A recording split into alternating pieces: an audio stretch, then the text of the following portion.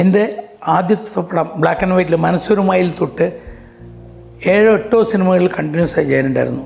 അതിൽ സൂപ്പർ ഹിറ്റായ പടങ്ങളായിരുന്നു ദീപവും തടവറയും.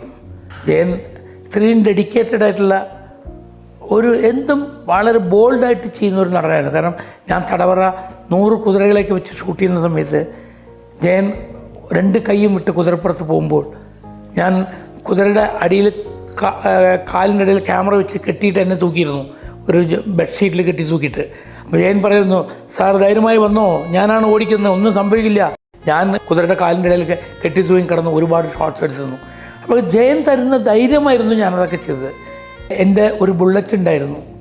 ജയൻ ഏത് സിനിമയിലും എന്ത് സാഹസിക രംഗം വന്നാലും ബുള്ളറ്റ് വേണം പറഞ്ഞാൽ ചന്ദ്രൻ സാറുടെ ബുള്ളറ്റ് മതി, അതാണ് എനിക്ക് രാശി എന്ന് പറഞ്ഞ് എൻ്റെ ബുള്ളറ്റ് കൊണ്ടുപോയി ഉള്ള പുഴയിലും വെള്ളത്തിലും പാലത്തിനും പോകണം താഴത്തേക്കൊക്കെ എടുത്തിടും, ചാടിക്കും.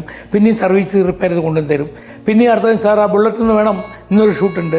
അത്ര ബന്ധങ്ങളുണ്ടായിരുന്നു ഞങ്ങൾ.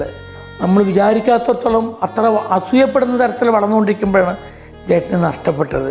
ഇപ്പോഴും വളരെ വേദനയോടുകൂടി മാത്രമേ ജയറ്റിനെ കുറിച്ച് ചിന്തിക്കാൻ പറ്റൂ.